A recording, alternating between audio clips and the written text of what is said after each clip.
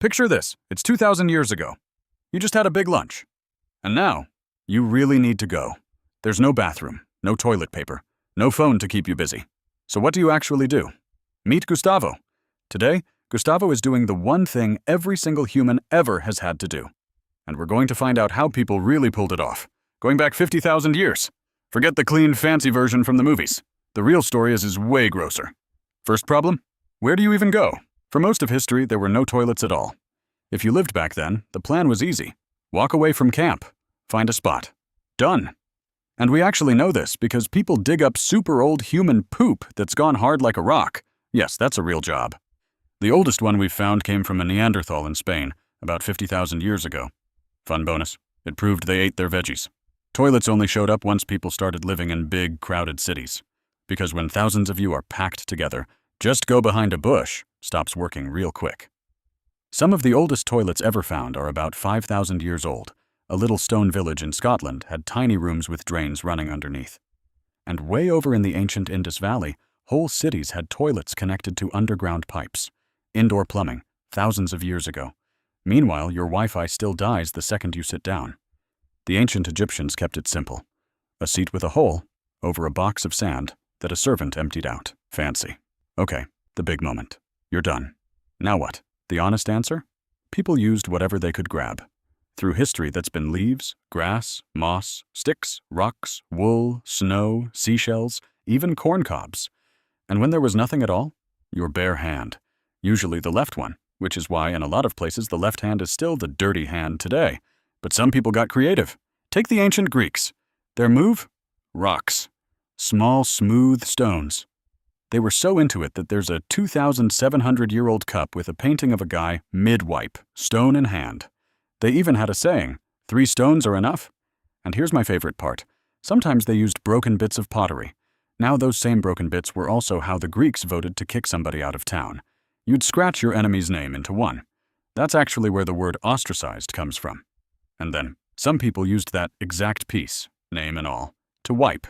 They were literally wiping their butt with their enemy's name. They even found one with Socrates written on it.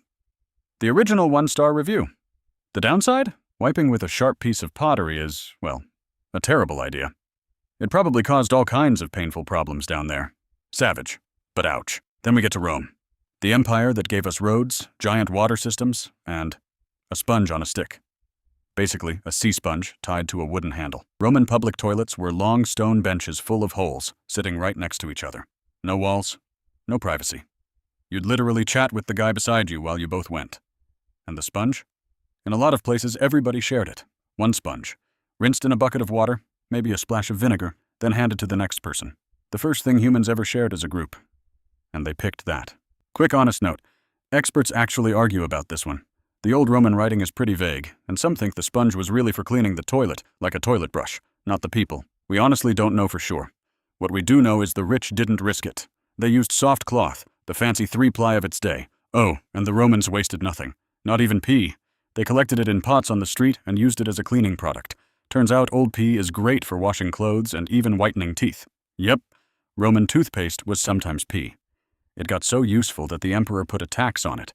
When his son said a pee tax was gross, the emperor held up a gold coin from the money and asked if it smelled bad. It didn't. That's where the old saying, money doesn't stink, comes from taxing pee. Meanwhile in China, people used thin, smooth little sticks, kind of like flat spatulas. They've found 2,000-year-old ones at an old army base. Some still used. But China gets the real trophy.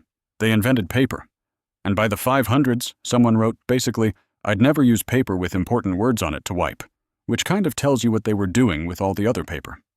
Later on, Chinese emperors had their own custom, perfumed toilet paper in big soft sheets. Royalty had 3-ply 600 years before you did. Then Rome fell, and Europe pretty much forgot all of it. For 1,000 years, the best many towns had was a pot you tossed straight out the window into the street. If you heard a warning shout in a medieval city, you ran. Castles did a bit better. They had toilets called garderobes. Little stone rooms that stuck out over the castle wall, so everything just dropped into the moat below. One English castle had 28 of them all draining into the water, and get this, garderobe actually means clothes guard, because people hung their clothes in the poop shaft. The smell killed the fleas. Your closet and your toilet, same room. There was one little problem with the drop into the moat plan. In the year 1203, attackers snuck into a French castle by climbing up the toilet hole. Lesson learned, and somebody had to clean all that out. That job was called the gong farmer, and it was as bad as it sounds. They only worked at night, got paid by the ton, and at one castle a guy was literally lowered on a rope into a deep pit of human waste. Worst job ever. Well, almost. Because at the very top, wiping the king was somehow a dream job. There was an actual royal position called the groom of the stool, the servant who helped the king on the toilet, and because you got the king all to yourself, every single day, it slowly turned into one of the most trusted, powerful jobs in the whole palace. King Henry VIII's even came with a comfy velvet seat. The servant kept notes on how the king's poops went. One wrote that Henry had a very fair trip to the toilet. 5 stars. So who finally fixed all this? An Englishman with a sense of humor. Way back in 1596, a guy named John Harrington, Queen Elizabeth's godson, built one of the first flushing toilets. He gave it a cheeky nickname based on the slang word for a toilet. People thought it was a joke, and it didn't catch on. The real fix came in 1775 when a Scottish watchmaker added one genius little trick, a curved bend in the pipe that traps a bit of water and blocks the sewer smell from coming back up. That same little bend is in your toilet right now. And Thomas Crapper, the guy whose name is way too perfect? He was a real plumber who really did sell a lot of toilets. But he didn't invent the flushing toilet. That's a myth from a joke book. The name is just a hilarious coincidence. The soft toilet paper we know took forever to show up. For ages, people just used whatever, and in early America, the big upgrade was old newspapers and catalogs. They were so popular for this that one almanac started printing a hole in the corner so you could hang it on a nail in the outhouse. Real toilet paper didn't go on sale until 1857, and even then there was a catch. Early toilet paper sometimes had actual wood splinters in it. Splinter-free wasn't a thing until 1935. Your great-grandparents may have lived through the splinter years, but here's something a lot of people forget. Half the world skipped paper completely. In tons of countries, the answer to what do you wipe with is, you don't. You use water. The bidet started in France in the early 1700s, and the name literally means little pony because of how you sit on it. In Japan, over 8 in 10 homes have a fancy version with a warm water spray, and when toilet paper sold out everywhere back in 2020, a lot of people finally figured out what billions already knew.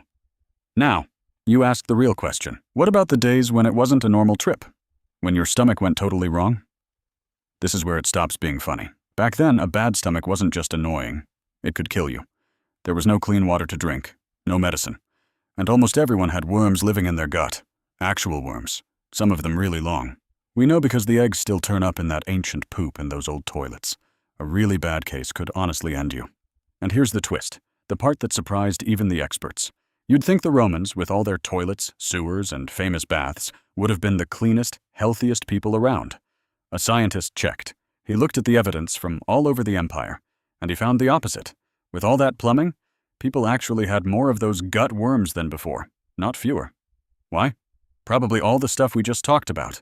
The shared sponge, bath water that sat around getting gross because nobody changed it. And the big one? The Romans fertilized their veggies with human poop, which fed the worms right back onto their dinner plates. All that fancy engineering, ruined by the basics. The way the scientist put it, Roman toilets may not have made people any healthier, but hey, they probably smelled better.